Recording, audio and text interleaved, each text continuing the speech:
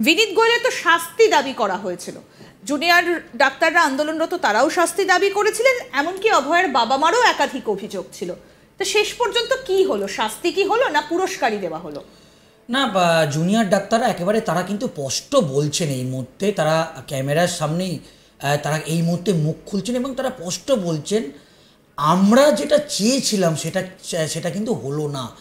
কারণ মুখ্যমন্ত্রী মমতা ব্যানার্জির কাছে আমরা যেটা আবেদন করেছিলাম এবং মুখ্যমন্ত্রী মমতা ব্যানার্জির কাছে প্রধান যেটা দাবি ছিল যে বিনীত গোয়েলকে সরানো, এবং আমরা দেখেছিলাম যে ছবিটা ইতিমধ্যেই সোশ্যাল মিডিয়ায় ভাইরাল হয়েছে, যে এই বিনীত গোয়েলের ইস্তফার দাবি করেছিলেন জুনিয়র ডাক্তাররা। সেদিনকে বিনীত গোয়েলকেই সেই স্মারকলিপি তুলে দিয়েছিলেন লালবাজারে।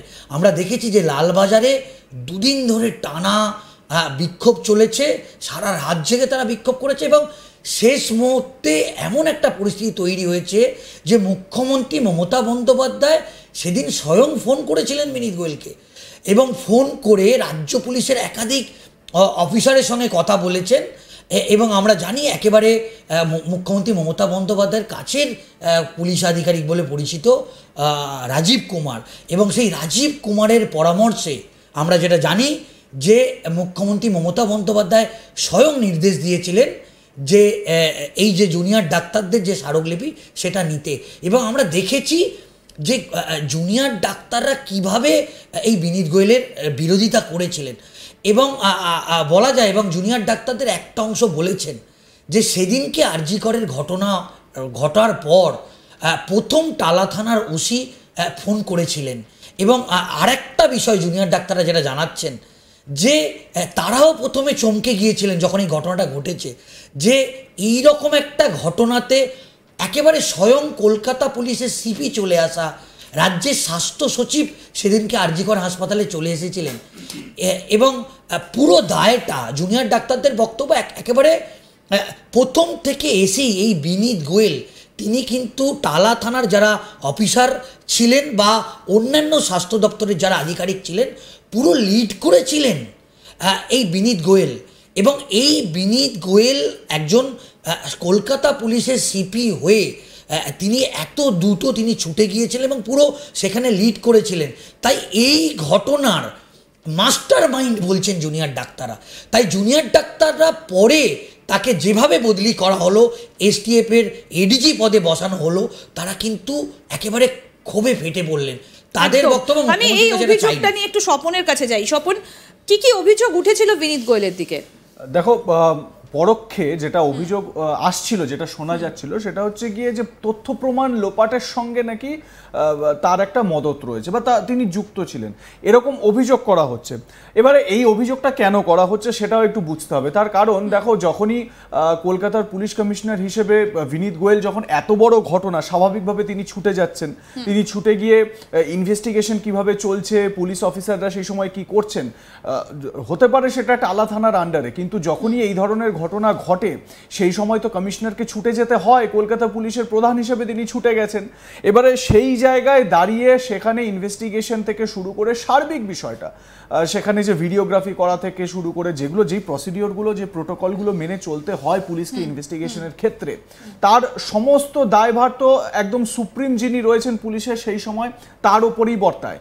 এবং সেই জায়গা থেকেই নাকি এই অভিযোগগুলো করা হচ্ছে যে সেখানে তথ্য প্রমাণ লোপাট করা হয়েছে। সুতরাং পরোক্ষে বিনীত গোয়েলের বিরুদ্ধেই অভিযোগ উঠছিল। জুনিয়র ডাক্তাররা তারা এই দাবিটায় সরব হয়েছিলেন যে এই বিনীত গোয়েল যিনি এই তথ্য প্রমাণ লোপাটের সঙ্গে যুক্ত থাকলেও থাকতে পারেন, তিনি যতক্ষণ পদে রয়েছেন ততক্ষণ কিন্তু এর একটা সুষ্ঠু বিচার বা সুষ্ঠু সব প্রক্রিয়া সম্পন্ন করা যাবে না, এটা জুনিয়র ডাক্তারদের বক্তব্য ছিল। একই সঙ্গে রাজনৈতিক নেতা নেত্রীরা, বিরোধী দলে যেরকম বিজেপি, অন্যান্য রাজনৈতিক দল, প্রত্যেকেই কিন্তু এই অভিযোগটা করছিলেন। শুভেন্দু অধিকারীর কথা যদি ধরি, বিরোধী দলনেতা, তিনি তো মানে কয়েক কদম এগিয়ে বিনীত গোয়েলকে নানান রকম বিশেষণে একেবারে ভূষিত করছিলেন এবং তার সম্পর্কে যাবতীয় কথা তিনি বলছিলেন। সেটা তো রাজনীতির দিক, কিন্তু অভিযোগটা কিন্তু এই যে যারা জুনিয়র ডক্টররা তাদের তরফ থেকেও করা হচ্ছিল বিনীত গোয়েলের বিরুদ্ধে। এবং সেই তথ্য প্রমাণ লোপাটের যে বিষয়টা, সেই বিষয়টা নিয়ে কিন্তু সবাই সরব হচ্ছিলেন। এবারে দেখো, তথ্য প্রমাণ লোপাটের কথা যখনই আমরা বলছি, পারছি। এবারে এটা তো না হয় অভিযোগ, কিন্তু যখন সুপ্রিম কোর্টে এই মামলাটা চলছে, সুজয় তুমিও দেখেছো, ইন্দিরা তুমিও দেখেছো, আমরা সবাই প্রত্যক্ষ করেছি, যেহেতু সুপ্রিম কোর্টে হিয়ারিং লাইভ টেলিকাস্ট হয়েছে, লাইভ স্ট্রিমিং হয়েছে, আমরা সেটা দেখতে পেয়েছি। সেটা হচ্ছে গিয়ে যে এই তথ্য প্রমাণ লোপাটের ক্ষেত্রে সন্দেহটা কেন দানা বাঁধছে। 2 ঘন্টার যে সিসিটিভি ফুটেজ, সেই ফুটেজের বদলে কপিল সিব্বল রাজ্যের আইনজীবী তিনি বলছেন 27 মিনিটের ভিডিও ফুটেজ, টেকনিক্যাল গ্লিচে ভরা বলা হচ্ছে টেকনিক্যাল গ্লিচ, এবং 4খানা পার্টে 4খানা ভাগে 27 মিনিটের ভিডিও ফুটেজ দেওয়া হয়েছে। তাহলে বাকি ফুটেজ কোথায়? প্রশ্ন হচ্ছে যে অভয়া যেই সময় হসপিটালে এন্টার করলেন, নিজের ডিউটিতে যাওয়ার ডিউটি ধরলেন, সেই সময় থেকে শুরু করে যখন এই পুরো ঘটনা সামনে এলো, পুরো বিষয়টা খবর পাওয়া গেল, তারপর পুলিশের কি ভূমিকা, তারপর যে কি কি প্রসিডিওরগুলো হচ্ছিল, আরজিকর থেকে যখন অভয়ার দেহ নিয়ে যাওয়া হলো, এই যে সামগ্রিক যে সময়টা, এই সময়ে সিসিটিভিটা কোথায় গেল? সন্দেহ দানা বাঁধে এখান থেকেই।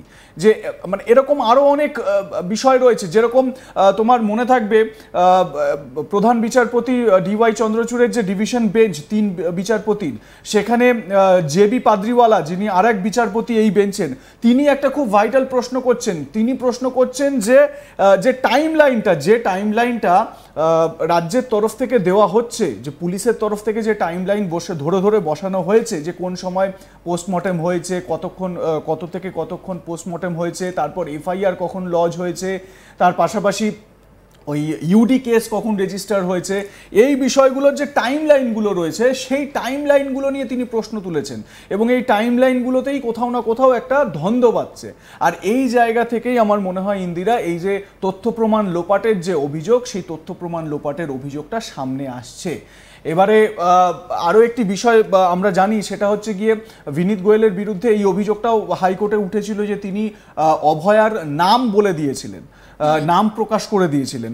সেই বিষয়ে তিনি তো আদালতে মামলাও দায়ের করেছিলেন, কলকাতা হাইকোর্ট সেটা খারিজও করে দেয় তার আবেদন। তো এক্ষেত্রে কিন্তু বিনীত গোয়েল বেশ চাপে রয়েছেন, মানে তিনি পদ পেলেন ঠিকই, মানে নতুন পদে গেলেন ঠিকই, কিন্তু তার চাপ পিছুমুক্ত হলো না।